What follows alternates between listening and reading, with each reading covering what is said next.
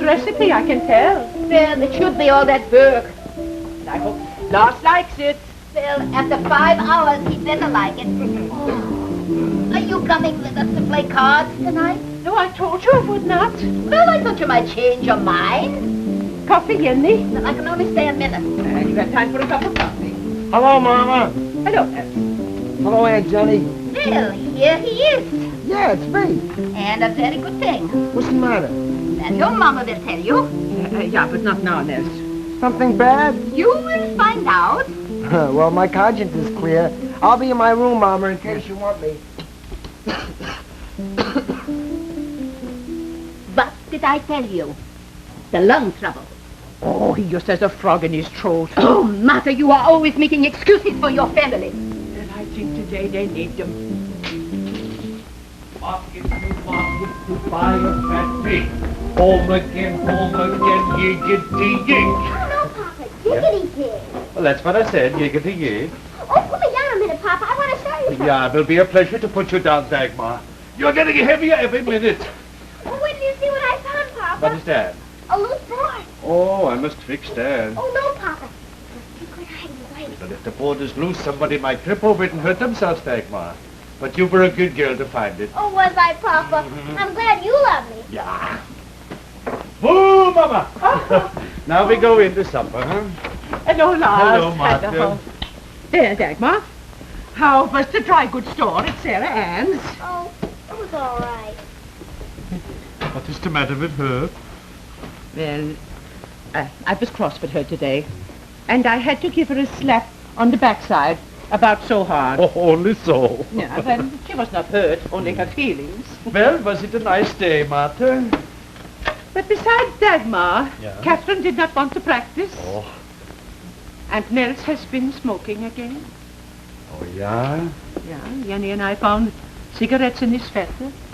I bet it was Jenny who found them. Well, it is nothing to joke about that. He is too young to smoke. Well, what did he say?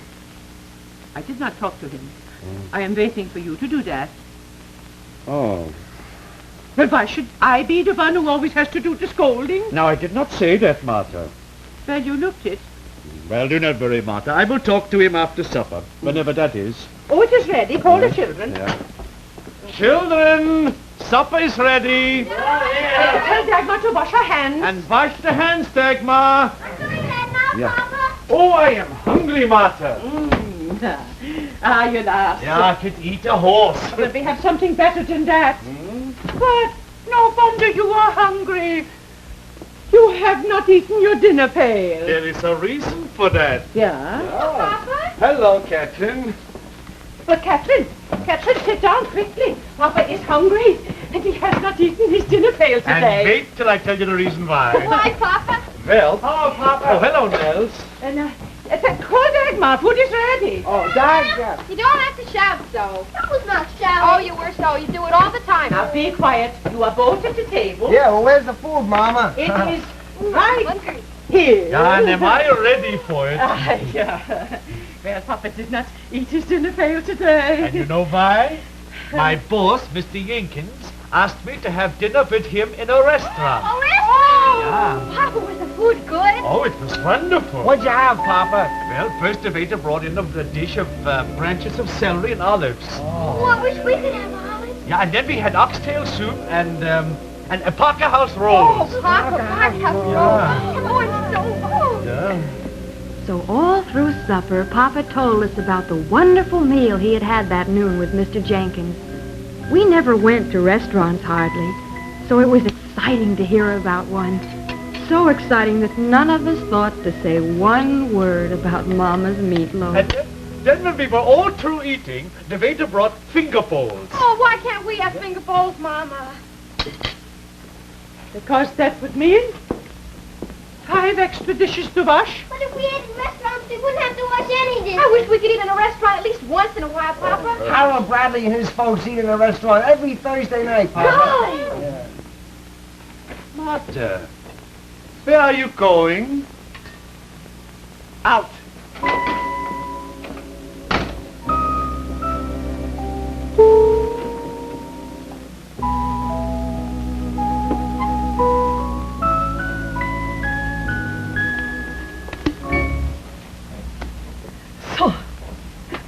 Mrs. Edlin, walking down the street toward me. I remembered what Mrs. Johnsrud had said, and I could not help giggling. Well, did you say anything to her about it? Of course she did not. Well, it is somebody's play. Well, not mine. Not mine. Well, it must be you, Martha. Martha, for heaven's sakes, keep your mind on the game. Why did you come to play cards if you're going to sit there thinking about something else? And I told you I was not much of a card player.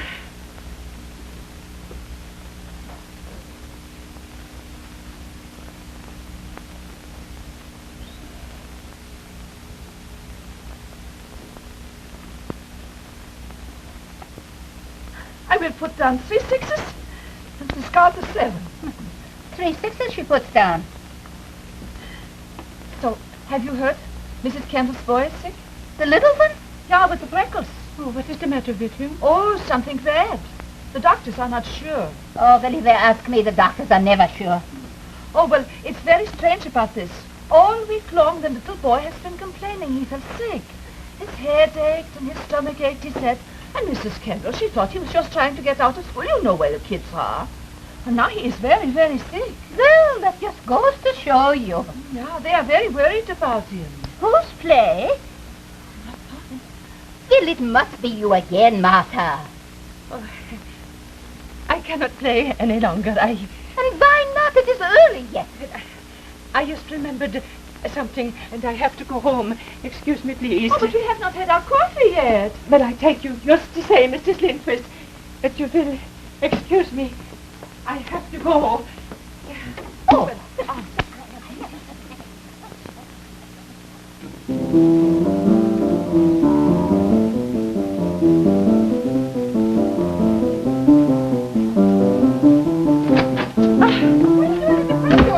But it is quicker. I've been practicing again, Mama. Yeah, where is Dagmar? Around. Dagmar? Don't you care whether I practice or not, Why, of Mama? course I do, but Dagmar! Here I am, Mama. I'm being a good girl. I'm getting myself ready for bed. How do you feel, Dagmar? Fine. Let me see your tongue. I feel fine, Mama. Let me see your tongue. But where is Papa? I don't know. Why is he not around at a time like this?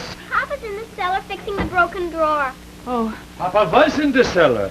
Say, what is the matter? Nothing. Silly Mama thinks I'm sick. Well, is she? I guess not. I guess it was my imagination. Well, I did not expect you home so soon from the Lindquists. How did you know I was at the Lindquist? Oh, Mrs. Jansrud phoned, and I said you were out someplace, and she said you were at the Lindquists. Mrs. Johnsrud. I'm glad you came home early, Mama. Yeah. Now you can tuck me in. Yeah, as soon as I have taken off my coat. Oh, I don't you think I was a good girl to get myself ready for bed? Yeah, you were a good girl. And Catherine was a good girl to practice. Yeah, you were both good girls. Yeah. Yeah.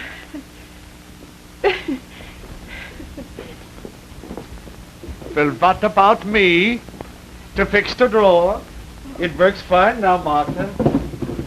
Look. I guess I was the bad one. To go out without doing my dishes. The girls did them. I felt so wicked leaving them. And I was sure I was going to be punished. And I was sure Dagmar was sick. Oh, well, how could any one of us be sick much the way you feed us, Martha? Oh, that meatloaf tonight. Wonderful. Not like what you could get in a restaurant.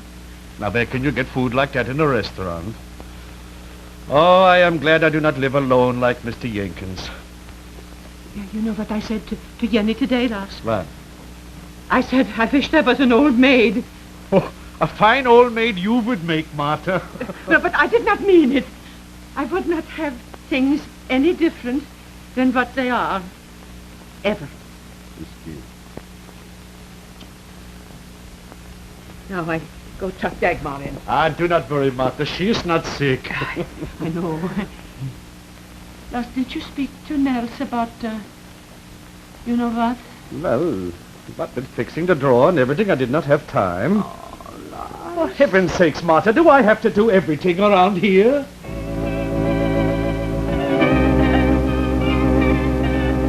No, Papa didn't have to do everything in our house. I remember by the next morning, Mama's bad day was forgotten. That was when we had a visit from one of our favorite people on Steiner Street, Mr. Staley, the parcel postman, who brought the mail to our house when Mr. Larch's feet gave out. On cold days, I remember, when Mama heard his ring, she'd invite him in to rest for a few minutes and warm his hands and have a good hot cup of coffee. Dagmar liked to have him stop in, too, because he usually brought her stamps from foreign lands for her stamp album. How Mr. Staley enjoyed those few moments of Mama's hospitality. And when that hospitality includes a cheering cup of Maxwell House, coffee time becomes one of the happiest moments of the day. Of course, enjoying Maxwell House is an old family custom in this country, and the reason's mighty plain to see in the faces of coffee lovers everywhere. It's flavor, wonderful, heartwarming flavor, that comes from our own recipe, the one and only recipe for good to the last drop flavor. You see, down in the coffee countries to the south, coffee grows in scores of different varieties, no two alike in flavor. And there are more ways to put those coffees together in a blend than there are stamps in Dagmar's album. But the whole world over, there's only one way, one recipe for that famous Maxwell House flavor. Yes, it's the world-famous recipe that makes Maxwell House such a family favorite, that year after year keeps folks passing their cups and saying, Best tasting coffee I've had in a month of Sundays. Another way of putting it, of course, is the sign of good coffee. Everywhere you see it, you know it means fragrant, good to the last drop, Maxwell House. Make a point to buy it in the blue tin tomorrow, won't you? Always good to the last drop.